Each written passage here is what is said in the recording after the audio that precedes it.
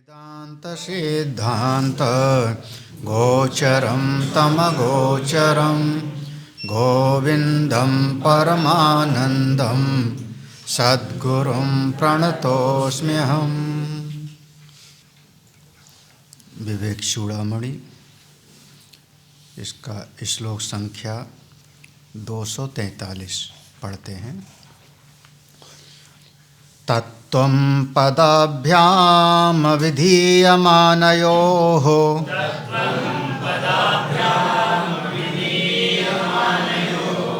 ब्रह्मात्मनो शोधितयोर्यदित्थम्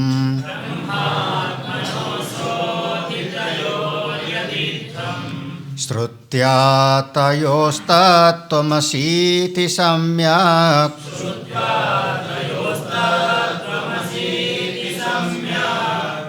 एकत्वमेव प्रतिपाद्यते मुहुः।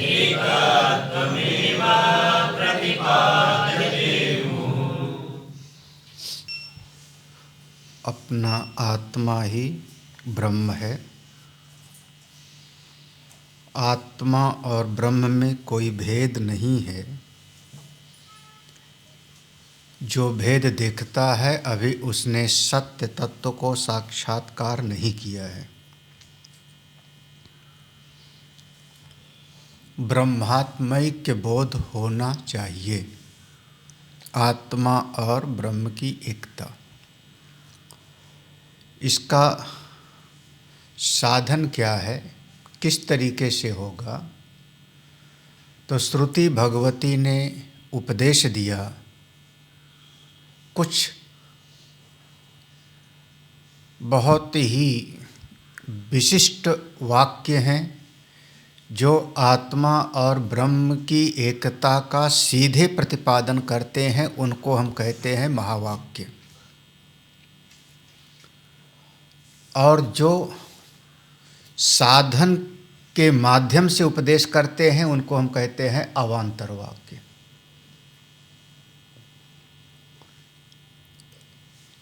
तो जो महावाक्य हैं वो वेद में मुख्य रूप से 4 महावाक्य हम लोग स्वीकार करते हैं। अपनी शांकरी परंपरा में महावाक्य 4, वेद के 4। और भी जहाँ जहाँ पर भी आत्मा और ब्रह्म की एकता का प्रतिपादन है वो सब महावाक्य। जहाँ साधन के माध्यम से एकत्व का प्रतिपादन है वो अवान्तर वाक्य है। लेकिन 4 वेद के 4 प्रमुख महावाक्य, ऋग्वेद का ऐतरेय उपनिषद जिसके अंतर्गत है प्रज्ञानम ब्रह्म, ये ब्रह्म का लक्षणा वाक्य है। ब्रह्म का स्वरूप क्या है? तो प्रज्ञान स्वरूप है। जो छांदोग्य उपनिषद का सामवेद का महावाक्य है वो है तत्त्वमसि। ये उपदेश वाक्य है। 9 बार इसका उपदेश दिया है उद्दालक ऋषि ने अपने शिष्य पुत्र श्वेतकेतु को। जो ऐसा आत्मा है वही तुम हो, तत्त्वमसि श्वेतकेतु। और तीसरा जो महावाक्य है, अब इसको अपने ही भीतर अनुभव करना है। अथर्ववेद का मांडूक्य उपनिषद का अयम आत्मा ब्रह्म, ये महावाक्य और भी उपनिषद में प्राप्त होता है। लेकिन चूंकि हम 4 वेद का 4 महावाक्य मानते हैं तो इसलिए इसको हम मांडूक्य उपनिषद कहेंगे, अथर्ववेद। और यजुर्वेद का बृहदारण्यक श्रुति बिल्कुल साफ अनुभूति वाक्य कहती है, अहम ब्रह्मास्मि। ये 4 महावाक्य माने जाते हैं। 4 महावाक्य हैं। महावाक्य माने सीधे स्वरूप का प्रतिपादन कर देते हैं। इनके ऊपर अब और कुछ नहीं है। जो सामवेदी छांदोग्य उपनिषद का तत्वमसी महावाक्य है, उपदेश वाक्य है, उसमें उपदेश किया गया है, हमारे काम का है बहुत ज़्यादा, तो उसका कैसे विचार किया जाता है, इस प्रसंग को यहाँ पर उद्धृत कर रहे हैं। तीसरी पंक्ति में देखना, श्रुत्या तत्वमसि इति, जो उपदेश दिया गया है श्रुति में, श्रुति के द्वारा, कौन सी? छांदोग्य उपनिषद की श्रुति के द्वारा जो उपदेश दिया गया है, तत्वमसि इति। तयोः, इसमें दो पद हैं। तयो माने दो पद हैं। कौन कौन सा? तत् और त्व। ये जो तत्वमसि वाक्य का उपदेश है, तत्वम पदाभ्याम अभिधीयमाना, ये जो दोनों पद का अभिधान किया गया है, निरूपण किया गया है। अभिधीयमाने माने वर्णन किया गया, निरूपण किया गया है। तत् और त्वम, ये दो पदों का, तत्वम पदाभ्याम, श्रुति के द्वारा तत्वमसि आदि महावाक्य में जो दो पदों का निरूपण किया गया है, तत् और त्वम का, इसका करो क्या? शोधन करो। शोधितयोः, शोधन करो, शोधितयोः। तब जब इसका शोधन करोगे, विचार करोगे, तो यद इत्थम ब्रह्मात्मनो, जो ऐसा है वो ब्रह्म और आत्मा की एकता का बोध होगा। ब्रह्मात्मनो यद इत्थम, इसको कहते हैं जो ऐसा है, इत्थम। हाँ, तो जब एक तत्वमसि जो महावाक्य का उपदेश है, इसमें दो पद है, तत् और त्वम, और तीसरा जो होगा असि, वो दोनों की एकता का निरूपण है। तो ये दो पद का विचार करना होगा, यही श्रुति भगवती ने कहा है। और दो पद में जो तत्पद का जो मूल स्वरूप है वो ब्रह्म है, और त्वम पद का मूल स्वरूप है आत्मा, ब्रह्म आत्मा, ब्रह्मात्मना, और दोनों की एकता का अनुभव कर लेना है। हाँ, जब अच्छी प्रकार से सम्यक तरीके से इसका विचार करोगे तो एकत्वम एव प्रतिपाद्यते, इस एकत्व का ही प्रतिपादन किया गया है बार बार। मुहुः, मुहुः मतलब अनेक बार श्रुतियों ने एकत्व का ही प्रतिपादन किया है। अब इस श्लोक का अर्थ समझ लो। तत्वम, तत्व का, पदाभ्याम, दो तत्वों का वर्णन किया गया है, विधीयमानो, निरूपण किया गया है। कौन से दो तत्व? ब्रह्म और आत्मा। ये ब्रह्म और आत्मा कैसे होंगे? शोधित। जब शोधन करोगे तब सार निकलेगा दोनों का। किसका शोधन करोगे? श्रुत्या, श्रुति द्वारा प्रतिपादित, तयोः, दोनों का। कौन? तत् और त्वम, तत्वमसि। जब सम्यक दोनों का शोधन करोगे तो आत्मा और ब्रह्म की एकता का ही आपको अनुभूति होगी। अरे इसी एकत्व का प्रतिपादन श्रुति भगवती ने एक बार नहीं, अनेकों बार किया है। मुहुः, अनेकों बार किया है। जहाँ जहाँ प्रसंग आया है वहाँ वहाँ पर उस एकत्व का ही वर्णन है, उस एकत्व का ही अनुभव करना चाहिए। कैसे होगा? आत्मा और ब्रह्म दोनों एक कैसे हो सकता है? हाँ, कहाँ एक छोटा सा राई और एक छोटा सा पहाड़, ये दोनों एक कैसे हो सकता है? तो इसको देखो, प्रश्न करते। अभी अगला प्रश्न है, ऐक्यं तयोर्लक्षितयोर्न वाच्ययोः निगद्यतेऽन्योन्यविरोधधर्मिणोः खाद्योत भानोरिव्राजभृत्ययोः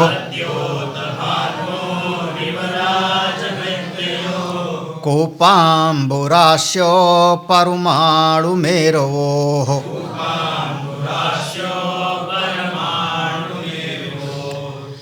तयोः वाच्ययोः ऐक्यम न लक्षितः। तयोः इन दोनों महावाक्य के पद में तत् और त्वम, इन दोनों महावाक्य के पद में जब इनके शब्दार्थ पर हम ध्यान देते हैं, वाच्य माने शब्दार्थ, जब इनके शब्दार्थ पर ध्यान देते हैं तो ऐक्यम न लक्षित, तो ऐक्य इसमें दिखाई नहीं पड़ता। जब दोनों पद का हम विचार करते हैं तो शब्दार्थ की दृष्टि से तो इसमें ऐक्य की अनुभूति नहीं होती। वाच्यो न निकत्यते। अच्छा, अन्य अन्य अन्य विरुद्ध धर्मिणों, अरे दोनों के धर्म बिल्कुल अलग अलग हैं, दोनों के धर्म अलग अलग निगत्यते बताए गए हैं। कैसे बताए गए हैं? जो तत्पद से हम कहते हैं ईश्वर, तत् माने ईश्वर, वो कैसे हैं? सारे जगत के स्वामी हैं। तत्पद माने ईश्वर, वो कैसे हैं? सारे जगत के ईश्वर हैं, सारे जगत के स्वामी हैं। और त्वम पद माने जीव, हम कौन हैं? हम बिल्कुल निठल्ले हैं, हाँ, किसी काम के नहीं हैं, किसी काम के नहीं हैं। और एक राजा है और एक भिखारी है। ये दोनों में उनके शब्दार्थ की दृष्टि से तो हमको बहुत बड़ा भेद दिखाई पड़ता है। ऐक्य का बोध तो इसमें नहीं हुआ। विरुद्ध धर्म, दोनों के धर्म बिल्कुल अलग अलग बताए गए हैं। हाँ, एक सबका शासक है और एक बिल्कुल निरीह प्राणी है। एक क्षण क्षण में जन्मने मरने वाला है और एक हमेशा रहने वाला है। तो दोनों एक कैसे हो सकते हैं? देखो दृष्टांत देते हैं, 3 दृष्टांत देते हैं। खाद्योत भानोह इव, खाद्योत कहते हैं जुगनू, और भानु माने सूर्य। कहाँ एक सूर्य और कहाँ एक जुगनू? दोनों में एकता कैसे हो सकती है? जीव है जुगनू के जैसे और ईश्वर हैं सूर्य के जैसे, तो दोनों में एक कैसे हो सकता? हाँ, अब जुगनू जरा सी देर में चम से चमका और अपनी अकड़ बना ले, वे देखो मैं कैसा चमक रहा हूँ रात में। ले भाई, सूर्य सूर्य है और जुगनू जुगनू है, तो दोनों में एक कैसे है? खाद्योत भानु इव। फिर राजभृत्यो हो, राजा और एक सेवक में, राजा और सेवक। अब जो राजा है वो सिंहासन पे बैठता है, दरबान दरवाजे पे खड़ा होता है, और दरबान एक दिन अकड़ जावे जय विजय की जैसे, तो क्या होगा? हाँ, तो समस्या हो गई ना। फिर तो दरबान दरबान है, सेवक सेवक है, और स्वामी स्वामी, दोनों एक कैसे है? स्वामी एक दस्तखत कर दे चेक पर लाखों रुपए मिल जाएगा, और सेवक भी दस्तखत कर दे तो भाई स्वामी स्वामी है, सेवक सेवक है, यही तो दोनों में एकता कैसे हो सकती है? कूप अम्बुराशयो हो, कूप अम्बु। एक तीसरा दृष्टांत देखो, कूप कहते हैं कुआं को, और आंबु राशि जल की अगाध राशि जहां पर है, जल की अनंत राशि जहां पर है, आंबु माने जल, जल की अनंत राशि जहां पर है, कहां? समुद्र। अब कुआं और समुद्र दोनों एक कैसे हो सकता है? कुआं कुआं है, कुएं का जल मीठा है, समुद्र का जल खारा है। कुएं का जल बहुत सीमित है, समुद्र का जल असीम दिखाई पड़ता है और छोर पता नहीं लगता। कुएं का जल हमको थोड़ा रंगहीन दिखता है, समुद्र का जल हमको नीला दिखाई पड़ता है। कुएं में कोई तरंग नहीं उठ रही है और समुद्र में अनेकानेक छोटी बड़ी तरंगे उठ रही, तो दोनों एक कैसे हो सकता है? कितना बड़ा विरोध दिखाई पड़ रहा है। कितना बड़ा। जीव जीव है, ईश्वर ईश्वर है, हम हैं, भगवान भगवान हैं। आप कैसे कहते हो कि दोनों में एकता है? कैसे, किस तरीके से? जब श्रुति भगवती ने तत् त्वम असि, तुम वही हो, तो जब ऐसा निरूपण किया तो हमको तो इसमें दोनों में एकता दिखाई ही नहीं पड़ रही है। क्यों? क्योंकि शब्दार्थ की दृष्टि से जब हम देखते हैं तो वाच्यार्थ शब्दार्थ की दृष्टि से दोनों में बहुत प्रबल विरोध दिखाई पड़ता है। तीन दृष्टांत हो गया, एक जुगनू और एक सूर्य। तो ईश्वर है सूर्य के जैसे, जीव है जुगनू के जैसे, दोनों एक कैसे हो सकता है? दूसरा दृष्टांत दिया, ईश्वर है सम्राट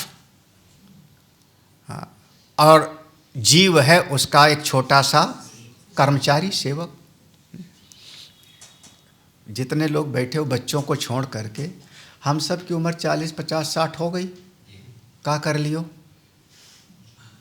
का उखाड़ लियो? हाँ, 32 साल में तो सिकंदर इतना काम कर गया कि आज तक द ग्रेट अलेक्जेंडर कहा जाता है। 32 साल में मर गया। हाँ, क्या कहा जाता है? द ग्रेट अलेक्जेंडर, महान सिकंदर। अब 32 साल में मर गया था। अब तुम कहोगे उसका नाम लिया आपने, भगवान शंकराचार्य का नाम नहीं लिया है ना? हाँ? भगवान शंकराचार्य जी 32 साल में इतना काम कर गए। स्वामी विवेकानंद कम समय में कर गए। हाँ? संत ज्ञानेश्वर 16 साल की उम्र में जो है वो समाधिनिष्ठ हो गए। हम लोग 60 साल के हो गए, सठिया गए, फिर भी अकल ही नहीं आती। हाँ, तो अब ये मत कहना गुरुजी आप भी हो। हाँ, तो भाई ईश्वर ईश्वर है, सेवक सेवक है, दोनों में एकता कैसे हो सकती? दोनों में एक कैसे हो सकता है? एक कैसे हो सकता है? देखो तीसरा दृष्टांत दिया था, समुद्र समुद्र है और कुआं कुआं है। कुएं में थोड़ा सा जल होगा, जरा सा ट्यूबवेल चलाओ 4 घंटा खाली हो जाता है, और समुद्र अथाह जल राशि है। तो आपका जो ये वचन है कि वह ईश्वर और जीव एक है, तो इसमें तो संभव नहीं लगता, क्योंकि ईश्वर सारे जगत का स्वामी है और जीव के बस में तो अपना घर अपना मन तक नहीं है। विरुद्ध धर्म है वो, दोनों के धर्म में बिल्कुल विरोधाभास दिखाई पड़ता है। एक के पास अनंत शक्ति है, एक के पास बहुत अल्प है, अल्प ज्ञान वाला है, अल्प शक्ति वाला है। ये कैसे हो सकता है? चौथा दृष्टांत दिया, चौथा दृष्टांत, परमाणु परमाणु मेरवो, परमाणु मेरवो, सुमेरु पर्वत, सुमेरु पर्वत, मेरु पर्वत सोने का पर्वत है, बहुत ऊंचा पर्वत है, और उसी के पास में एक राई खड़ी होवे, सरसों का दाना, और वो कहे कि हे सुमेरु पर्वत, तू हमसे अलग नहीं है, तेरी तो आज ऐसी तैसी कर देंगे। तो राई का दाना है और मेरु पर्वत है। अब वहाँ जो पहाड़ दिखाई पड़ता है, हिमालय पर्वत की चोटी, और उसके पास में एक राई का दाना, और वो कहे कि हम में तुम में कौन सा भेद है? जो तुम हो सोई मैं हूँ। कैसे हो सकता है? एक कहाँ छोटा सा जीव और कहाँ ईश्वर, ये दोनों में भेद इतना दिखाई पड़ता है, विरुद्ध धर्म है। तो ये दोनों में श्रुति ने असि शब्द कैसे कह दिया? तात त्वम असि, वही तुम हो, ये कैसे कह दिया? क्योंकि शब्दार्थ की दृष्टि से बहुत बड़ा विरोध दिखाई पड़ता है।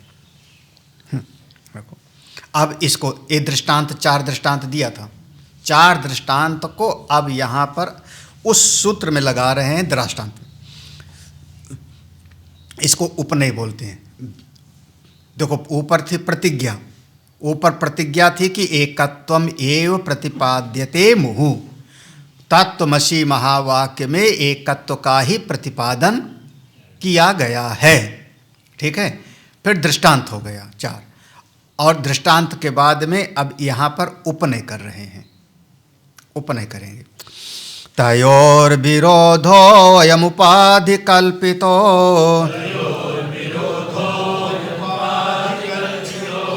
न वास्तव कश्चिदुपाधिरेशः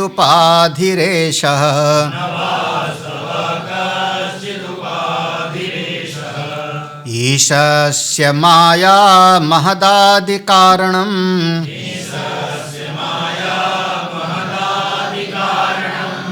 जीवस्य कार्यं शृणु पंचकोशम्।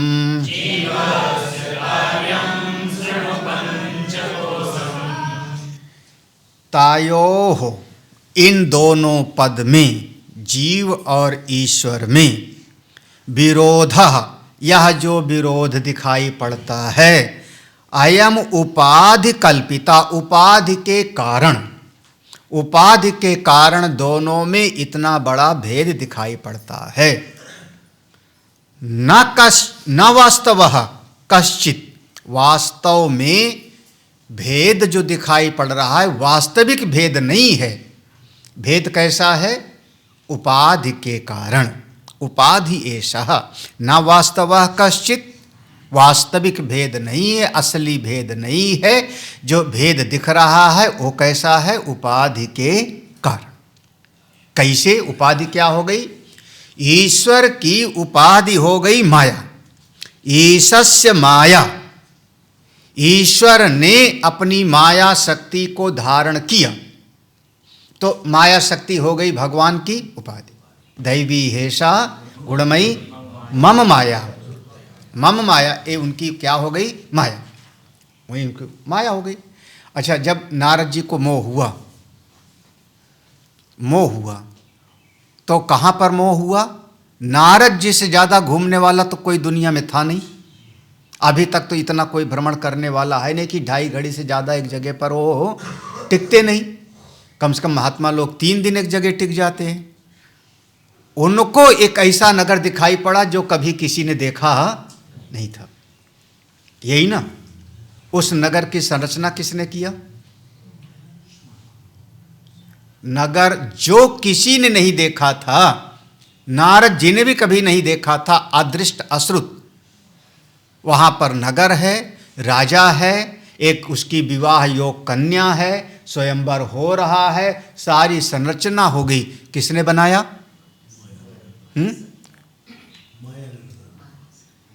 संकल्प किसका था? संकल्प किसका था? भाई, जिस समय पर नारद जी ने अपनी प्रशंसा की उसी समय भगवान ने संकल्प किया ना कि इनके अहंकार को उखाड़ फेंकूंगा। तो संकल्प किसका हो रहा है? हाँ, तो उनकी अब संकल्प शक्ति से माया ने एक नगर की संरचना कर दी। देखो, मायामयी। हाँ, तो किसके संकल्प से? ईश्वर के संकल्प से। यही ना, तो ईश्वर के पास में एक अचिंत शक्ति है जिसको हम कहते माया, जो कुछ भी कर सकती है, कुछ भी दिखा सकती है। कर्तुम शक्यम अकर्तुम शक्यम अन्यथा वा कर्तुम शक्यम, कुछ भी दिखा सकती। अघटित घटना पटी यसी सा माया, जो संभव नहीं है वो भी माया दिखा सकती है, बना सकती है। माया का नाम, अरे जैसे एक जादूगर है, जादूगर वो चीज हमको दिखा देता है जो हमको लगता है ये संभव हो नहीं। वो अभी अभी जो है कबूतर को मुर्गा बना सकता है, बताओ। अभी अभी चाकू घोंप सकता है, फिर भी जिंदा है। कैसे दिखाया उसने? आप कह दोगे अपने हाथ का खेल है, जादूगर का जो है हाथ की सफाई है, उसकी माया है। ऐसे ईश्वर की अपनी एक शक्ति है जिसको नाम देते हैं माया। वो माया क्या करती? सारे जगत को बनाती। किसको? महदादि कारणम, भगवान, उनकी उपाधि हो गई माया। माया से फिर बना कौन? महातत्व, और महातत्व से फिर 5 महाभूत, और 5 महाभूतों से सारी सृष्टि। ये ईश्वर की उपाधि है, ईश्वर की उपाधि है माया। हाँ, बहुत बड़ी चीज है। हाँ, अब भाई छोटा सा समझ लो। हाँ, मैं यहाँ पर बैठा हूँ और कल कोई विद्यार्थी का भर्ती करो यहाँ पे। कल कोई विद्यार्थी आवे कहीं गांव से, गोंडा बहराइच से, और परसों मेरे सामने खड़ा हो जावे, तुम में हम में कोई भेद नहीं है। हाँ, जो तुम हो सोई मैं हूँ। तुम भी आँख से देखते हो, मैं भी आँख से देखता हूँ। तुम भी कान से सुनते हो, मैं भी कान से सुनता हूँ। तुम भी वाणी से बोलते हो, मैं भी वाणी से बोलता हूँ। तो काहे के लिए तुम ऊँचे बैठे हो, मैं नीचे क्यों बैठूँ? हाँ, हम में तुम में कोई भेद थोड़े। तो हम कहेंगे बेटा हम में तुम में भेद नहीं, लेकिन बड़ा वाला गेट खुला है। यही ना? क्यों नहीं भेद है? क्यों नहीं भेद है? कैसे भेद है भाई? हमारे पास में थोड़ी ज़्यादा शक्ति है। उपाधि का भेद है, बिल्कुल उपाधि का भेद है। हाँ, अब ये शरीर हमारा बड़ा है, तुम्हारा शरीर अभी कल के तुम भर्ती हुए हो, 5 साल के हो, पटक के मारेंगे, क्या करोगे? अब करो कि हम में तुम्हें कोई भेद नहीं है, लगाएंगे 2 थप्पड़, दिमाग सही हो जाएगा। तो भेद क्यों नहीं है? बिल्कुल भेद है। हाँ, हाँ, गुरु जी हैं, चेला राम है। अब दोनों महाराज कह देंगे कि तो हाँ, उपाधि दोनों की बिल्कुल अलग अलग है ना। तो ईश्वर की उपाधि, उनकी उपाधि माया है, उस माया से सारी सृष्टि का निर्माण होता है। और जीवस्य कार्यम, और ये जो जीव है महाराज, ये जीव की उपाधि कौन? ये 5 कोष। ये जीव ने 5 कपड़े, ये सर्दी में कितने कपड़े पहना ऊपर आपने? 3 तो हम ही पहने होंगे। बनियान होगा, स्वेटर होगा, उसके ऊपर और होगा, फिर 4 हम पहने हैं। हाँ, तो अगर कोई हमारी पीठ को मालिश करना चाहे तो 4 कपड़े हटाने पड़ेंगे ना। तो क्या हो गए ये 4 कपड़े हमारे? इस समय उपाधि हो गई। गर्मी में नहीं रहेगी। हाँ, गर्मी में शायद हम एक ही कपड़ा या वो भी न पहने, है ना। लेकिन इस समय मेरे शरीर के ऊपर 4 कपड़े पहने, तो ये 4 हो गई हमारी, क्योंकि ये चारों उपमाने समीप अधिकरण, वो समीप आकर के जो असलियत को छुपा लेते हैं उसको हम कहते हैं उपाधि।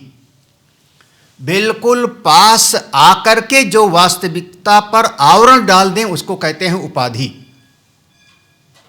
उपाधि माने पास आकर के, उपमाने समीप, बिल्कुल पास आकर के हमारी असलियत को छुपा। अरे हमारे ऊपर, महाराज श्री कहते हैं हमारे ऊपर चढ़ बैठे। दृष्टांत है शुद्ध स्फटिक, उसके ऊपर आपने फूल रख दिया, हाँ, तो उसकी उपाधि हो गई फूल। लेकिन पास रखा तो पूरा का पूरा इतना बड़ा स्फटिक पूरा लाल दिखाई पड़ने लगा। रामेश्वरम जो गए होंगे मणि दर्शन किया होगा, है ना। इतना बड़ा शिवलिंग है, बहुत वजनी है वो। हाँ, छोटा बड़ा नहीं, 54 kg का है। हाँ, तो है इतना ही बड़ा सा, इतना ही बड़ा सा प्योर स्फटिक का, शुद्ध स्फटिक का है। उसमें जलहरी शिवलिंग दोनों एक साथ में है, उसको मणि बोलते हैं। वो वहाँ नहीं रखते, वो मुख्य पुजारी जी के यहाँ रहता है। उसको फिर अब पता नहीं इस समय क्या है, पुराना है। तो सवेरे वो 4 बजे उसको लेके आते थे और वहाँ पर रख करके फिर उनका अभिषेक होता था। हम लोग कहा जाता था मणि दर्शन। देखा था? पूरा प्योर स्फटिक का है, प्योर स्फटिक का है। लेकिन जब उसके ऊपर दूध चढ़ाते हैं, दूध की धारा, तो बिल्कुल सफ़ेद। जब उसके ऊपर पुष्प रख देते हैं तब जिस रंग का पुष्प रखा उसी रंग का पूरा स्फटिक दिखाई। ये क्या हो गया? इसको हम कहते हैं उपाधि। पास आकर के असलियत को छुपा ले। कैसा क्या हो गया? वो क्या हो गया? जो ब्यूटी पार्लर से चेहरे पे लगा के आए तो वो हो गई उपाधि। कहीं था तिल, उसको छुपा दिया, कहीं था गड्ढा, उसको दिया छुपा, दिखाई नहीं पड़ता है। कोई कैसी और दिखती है बहुत सुंदर। क्या हो गया? उपाधि। ठीक है ना। रंगमंच का जो अभिनेता है उसने एक विशेष प्रकार का वो पहना कपड़ा और फिर हमको कभी जोकर दिखने लगा, कभी वो हमको जो है सम्राट दिखने लगा, कभी हमको भिखारी दिखने लगा। वो क्या है? उसकी उपाधि। उपाधि उपाधि जो वास्तविकता। तो जीव की उपाधि क्या है? 5 कोश। जीवस्य कार्यम, तो ईश्वर की उपाधि माया और जीव की उपाधि अविद्या। अविद्या से बने हुए 5 कोश। इन्हीं उपाधियों के द्वारा ये ढक जाता है। ईश्वर माया के पर्दे में ढक गया और जीव अविद्या की उपाधि से ढक गया, और दोनों में भेद हमको दिखाई पड़ने लगता है।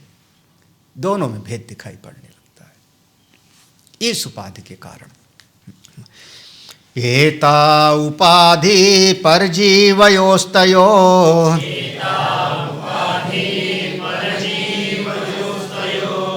सम्यक निरासे न परो न जीवः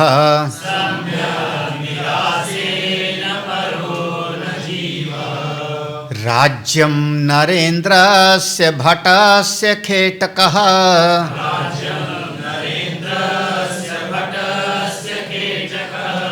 तयोरपोहे न भटो न राजा।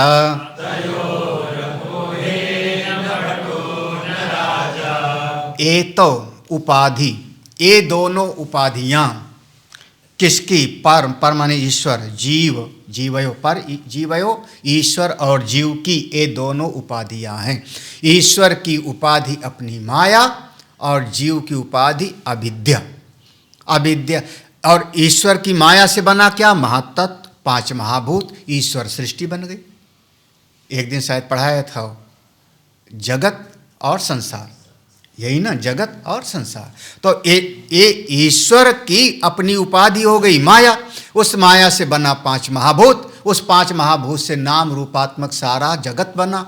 ये उसकी उपाधि है, ये उसकी उपाधि है। और जीव की उपाधि अविद्या। अविद्या से 5 कोश, और 5 कोश से उसका अपना संसार। मैं सुखी, मैं दुखी, मैं रागी, मैं दोषी, मैं अच्छा, मैं बुरा। बस ये उसकी उपाधि। ये उपाधि तो है। आप कैसे हो? कैसे हो? बहुत दुखी हूँ स्वामी जी, मत बात पूछो। हाँ, जले पर नमक मत छिड़को। बहुत दुखी। आप दुखी हो? सच में आप दुखी हो? अगर दुखी हो और ये दुखी होना आपका स्वभाव होता तो आपका दुख कभी आपसे छूटता नहीं। किसी का स्वभाव कभी बदलता नहीं। जैसे सूर्य का स्वभाव है प्रकाश देना, हमेशा प्रकाश देगा। अग्नि का स्वभाव है उष्णता, वो हमेशा उष्ण होगी, उसमें दाहकता है अग्नि में। अगर दुखी होना आपका स्वभाव होता तो हमेशा दुखी रहते। सुखी होना स्वभाव होता तो हमेशा सुखी रहते। लेकिन हम दिन भर में 25 बार सुखी हुए और 25 बार हम दुखी हुए। इसका मतलब जब हमने सुख की उपाधि पकड़ी तब सुखी, दुख की उपाधि धारण किया तो दुखी, और उस समय लगने लगता है मैं सुखी हूं। असल में आप कपड़े पहने हो सुख का और दुख का, उपाधि धारण की हो। ना तो तुम सुखी हो ना तो दुख, क्योंकि सुख जैसे कपड़ा उतार के रख दिया, आप कमरे में बैठ गए, ऐसे सुख आपने किनारे कर दिया, सो गए निद्रा में। निद्रा में आप देखो न सुखी न दुखी। हाँ, कई बार आदमी बहुत दुखी हो तो कहता है चलो छोड़ो। हाँ, अच्छा, किसी के घर में किसी की मृत्यु हो जाए तो आदमी रोता है। एक आदमी मर गया तो दुख तो होता है, विलाप होता है। अभाव हो गया किसी का, कितनी देर तक रोएगा आदमी? पत्नी, पति, भाई, बहन कितनी देर तक रोएंगे? कितनी देर तक रोएंगे? 2-4 घंटा रोएंगे। उसके बाद फिर अगर वो शमशान घाट की तरफ चले गए तो फिर कुछ देर के बाद में कहेंगे बच्चे भूखे हैं, उनको खिचड़ी डाल दो। बच्चे भूखे हैं, खिचड़ी, किसी को कहेंगे हाँ खिचड़ी बना दो। अब थोड़ा दुख कम हो गया कि नहीं? जब चूल्हे के पास गए और आपने प्रेशर कुकर बनाना रखना शुरू कर दिया तो उस समय आपका मन बदल गया ना। बच्चे भूखे हैं उनके लिए आप खिचड़ी बनाने लगे तो मन तो डाइवर्ट हो गया ना। तो वो जो दुख था उस दुख का आवेग कम हो गया। कुछ देर के बाद में एक रिश्तेदार आया रोते रोते, तो फिर आप विलाप करना शुरू कर दिया, फिर बढ़ गया दुखी, है ना। तो देखो, हाँ, एक दिन, 2 दिन, तीसरे दिन पंडित जी आए, जो कुछ भी है, अब तीसरे दिन से आटा इकट्ठा करो, कैटरर्स को इकट्ठा करो, 13वीं की तैयारी करो। मन बदल गया आपका। उतना दुख नहीं था जितना दुख पहले दिन था। आप दुख बदल गया ना, जितना पहले दिन दुख था दूसरे दिन उतना नहीं है, तीसरे दिन उतना नहीं है, 12वें दिन उतना नहीं है, और 1 महीना बाद तो दुखी होना आपका स्वभाव नहीं, वो एक उपाधि आ गई थी पंचकोशों से जुड़ने के कारण। सुखी होना भी आपकी उपाधि नहीं है, वो आपकी उपाधि, वो भी आपका स्वभाव नहीं है। सब का सब, जो जैसे हम कपड़ा पहने उतार के रख दिए, ऐसे ही जिस चीज से आप वहां से संबंध टूट जाता है, इसका मतलब वो आपका स्वभाव नहीं है, वो आपका स्वभाव नहीं है। ये दोनों उपाधियां ईश्वर की उपाधि। अच्छा, भगवान हमेशा माया से काम कराते रहते कि कभी कभी माया को चुपचाप रख देते होंगे? भाई, जब वैकुंठ में गए और शेषनाग भगवान की सैया पर वो विश्राम करने लगे, उस समय माया, हाँ, उस समय माया, हाँ भाई भगवान ने माया को बुलाया, ऐसा करो, ये जो देवकी का 7वां गर्भ है, इसको निकाल करके रोहिणी के गर्भ में स्थापित कर दो, तुम्हारी जगत में पूजा होगी, कुमुदा, चंडिका, वैष्णवी इत्यादि नामों से। तो बुला करके आज्ञा दिया ना उसको, हाँ, बुलाया ना, आज्ञा दिया ना, और वो माया गई, अपना काम करी ना। इसका मतलब भगवान के साथ उसका नित्य संबंध तो नहीं है ना। नित्य संबंध होता तो वहां से वहां कैसे जाती?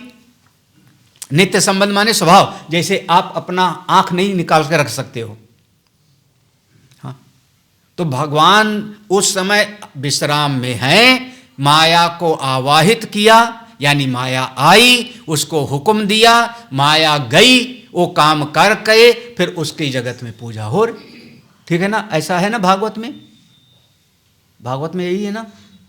क्या हुआ? रखा हुआ है भागवत मेरे सामने, इसलिए ध्यान आ गया। भगवान की उपाधि है माया और जीव की उपाधि है अविद्या। माया से बना महातत्व 5 महाभूत और जीव अपनी अविद्या से 5 कोश का वर्णन आ गया था। अन्नमय कोश, प्राणमय कोश, मनोमय कोश, विज्ञानमय कोश और अन्य।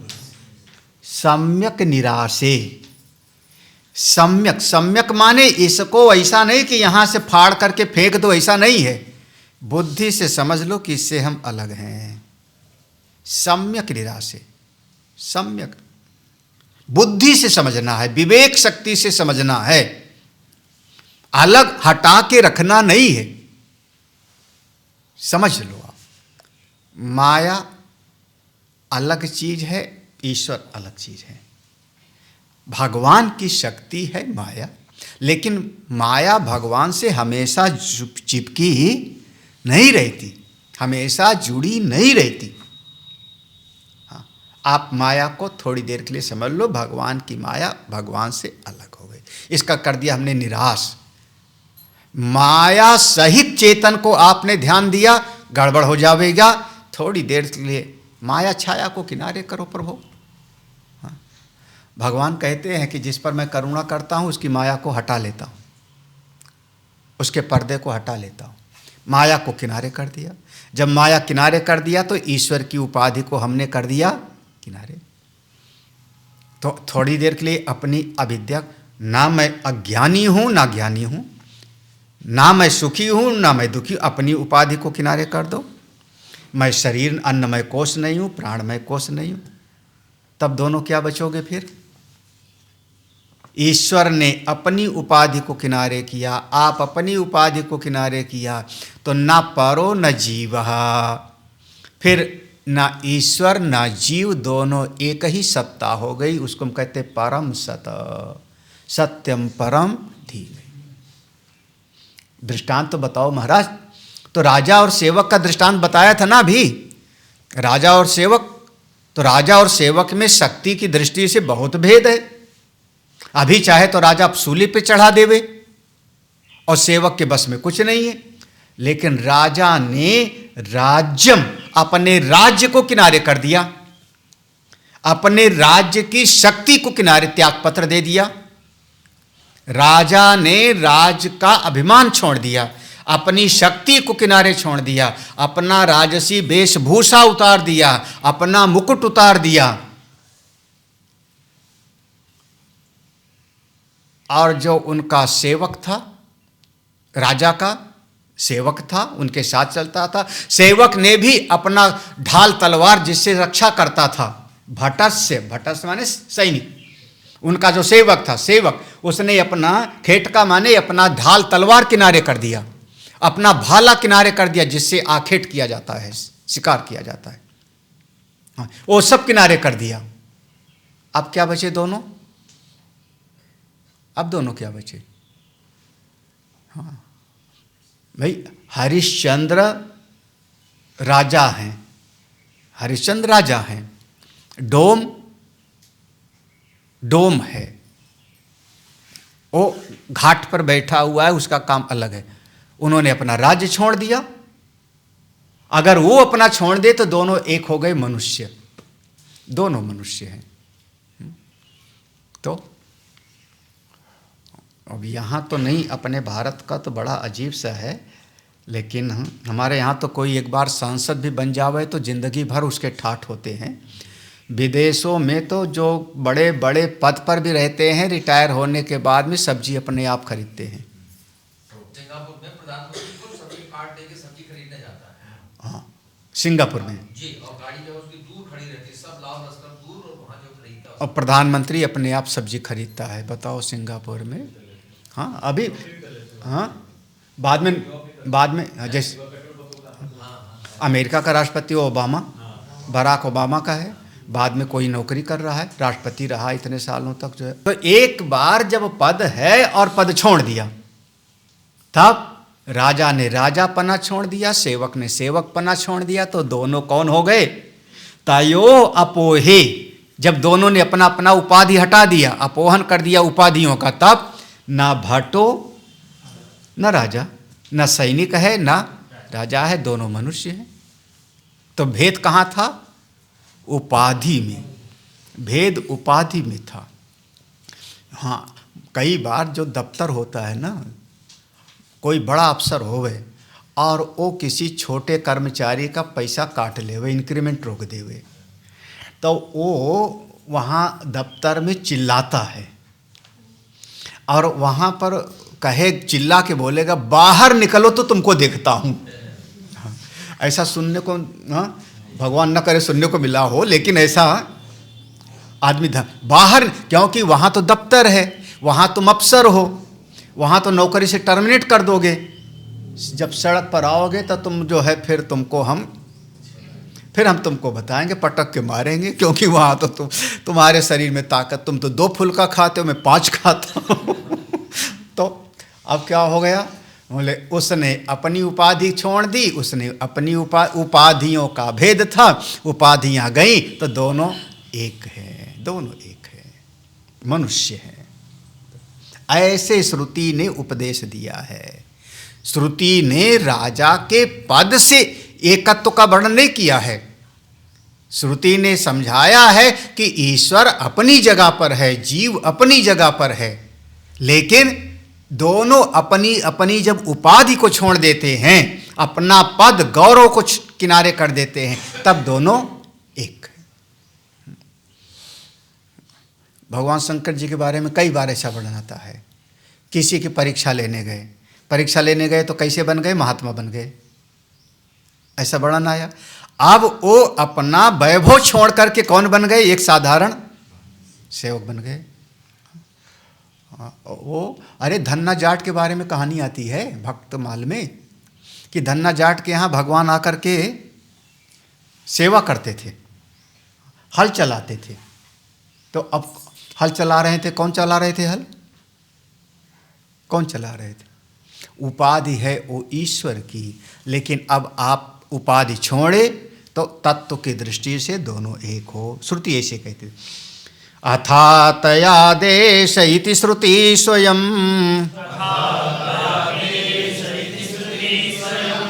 निषेधति ब्रह्मणि कल्पितं द्वयम् श्रुति प्रमाणानुगृहीत युक्त्या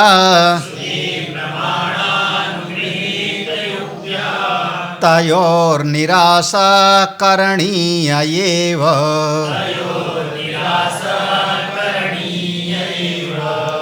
अर्थात आदेशः नेति नेति, ये है इतना मंत्र, ये मंत्र है बृहदारण्यक उपनिषद का। अर्थात आदेशो नेति नेति, ये बृहदारण्यक उपनिषद में मैत्रेयी ब्राह्मण में आएगा।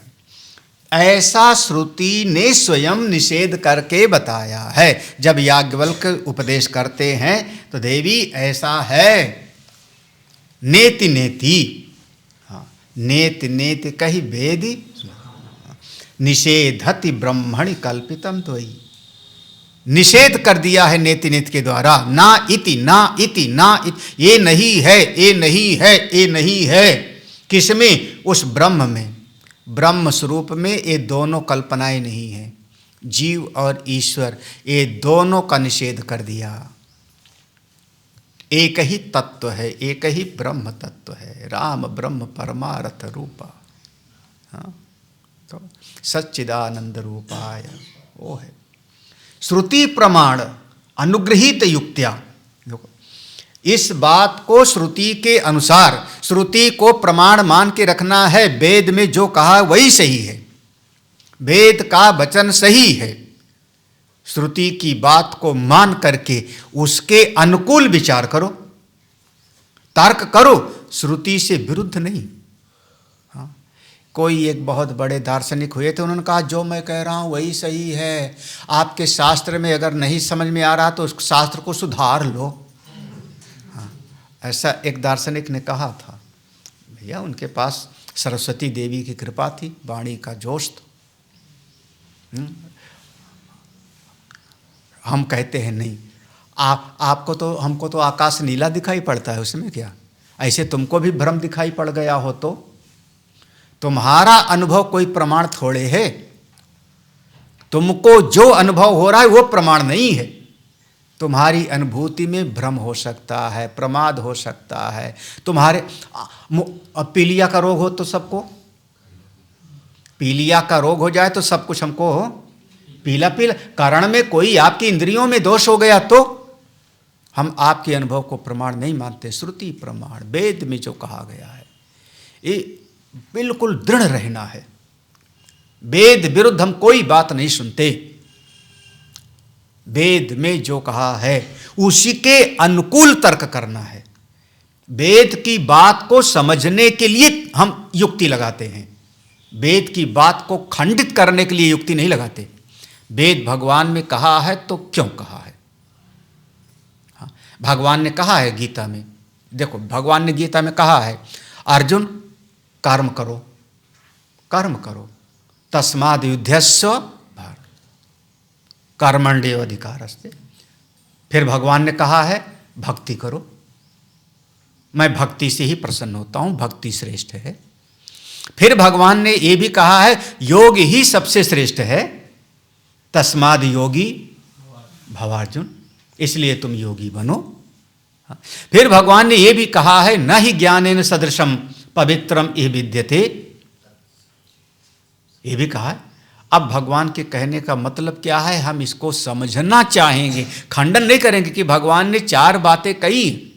एक जगह पर कहा है कर्म करो, एक जगह पर कहा है भक्ति करो, एक जगह पर कहा है योग करो, और एक जगह पर कहा है ज्ञान की प्राप्ति करो।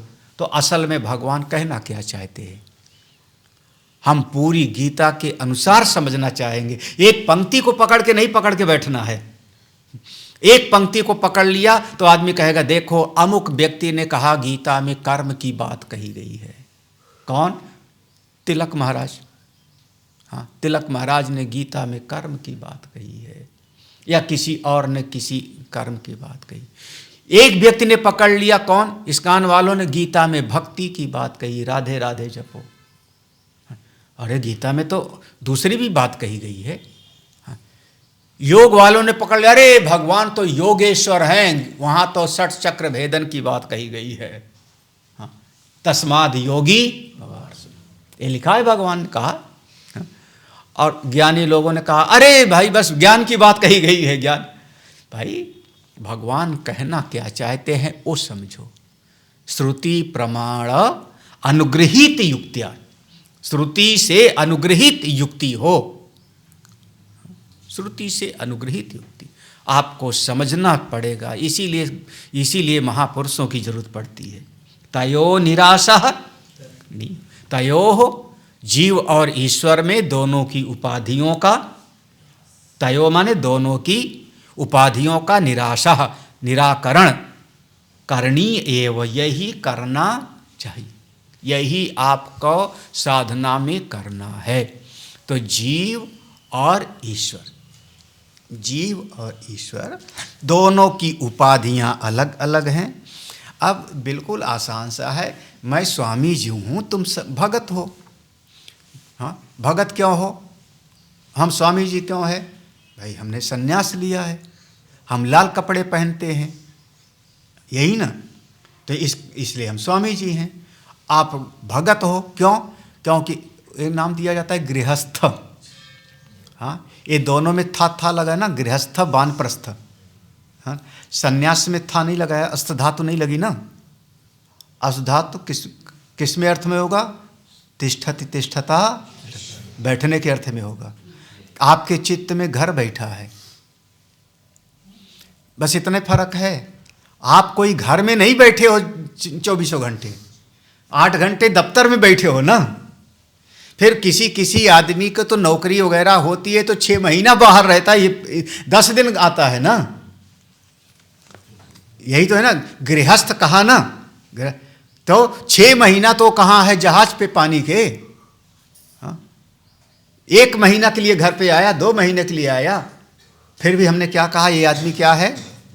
गृह। क्यों? क्योंकि उसके चित्त में घर बैठा है, उसका चित्त घर में बैठा है। मेरा बच्चा घर पे है, मेरी बीवी घर पे है, भले वो पानी के जहाज पे है तो कहाँ, भले वो विदेश में है तो, लेकिन चित्त कहाँ है?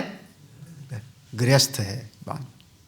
यही तो आप गृहस्थ, आपकी गृहस्थ की उपाधि है, हमारी सन्यासी की उपाधि है, इतने तो फर्क है और क्या।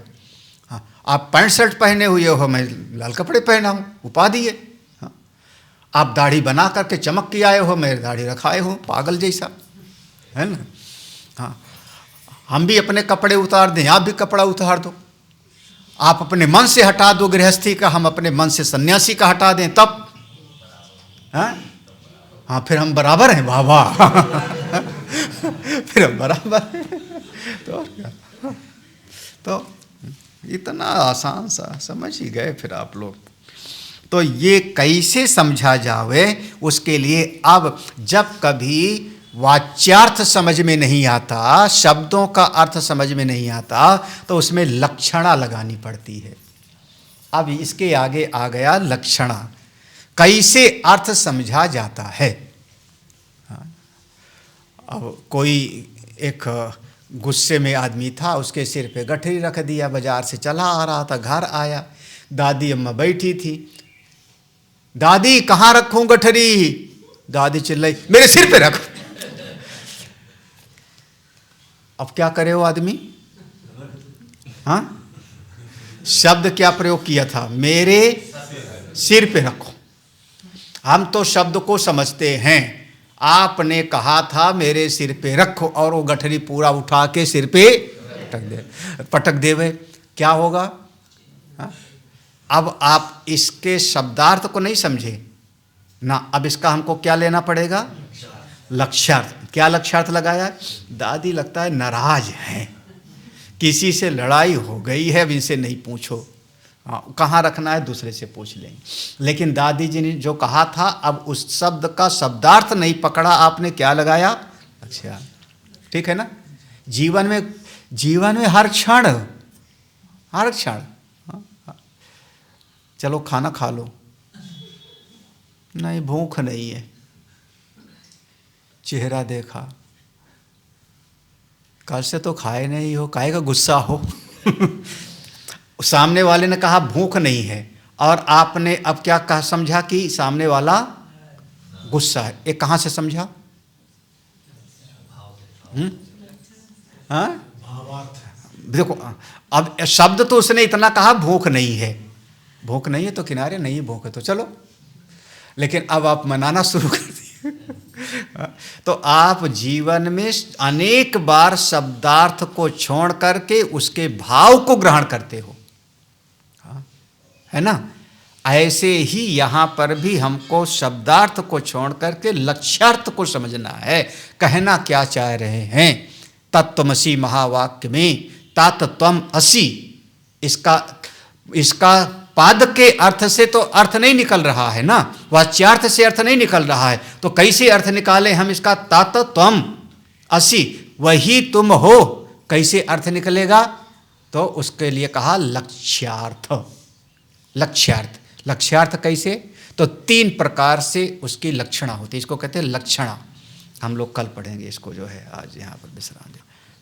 तो जीव और ईश्वर, ये 2 श्रुति में 2 शब्द प्रयोग किए गए हैं। जीव अल्पज्ञ है, ईश्वर सर्वज्ञ है। जीव अल्पशक्तिमान है, ईश्वर सर्वशक्तिमान है ना। जीव आने जाने वाला है, आता जाता वही है जो सर्वव्यापक नहीं होता। यहाँ से स्वर्ग जाएगा, स्वर्ग से नरक जाएगा, फिर आएगा, तो आने जाने वाला। और ईश्वर सर्वव्यापक है, यही ना। तो ये जीव और ईश्वर में ये भेद दिखाई पड़ता है, लेकिन उपाधि के कारण। क्यों? ईश्वर की उपाधि हो गई माया और जीव की उपाधि हो गई वित्त। ईश्वर अपनी उपाधि माया से महत तत्व आदि 5 महाभूत और जगत के नाम रूप की संरचना कर रहा है, ईश्वर सृष्टि। और जीव अपनी उपाधि अविद्या से लेकर के फिर 5 कोश और सुख दुख आदि का जीव सृष्टि बना लेता है। और ये दोनों में भेद है, एक दृष्टि से दोनों में एकता है। श्रुति उसी को कहती है अथात आदेशो नेति नेतः नेति। तो आगे की बात। ओम पूर्णमदः पूर्णमिदं पूर्णात् पूर्णमुदच्यते पूर्णस्य पूर्णमादाय पूर्णमेवावशिष्यते।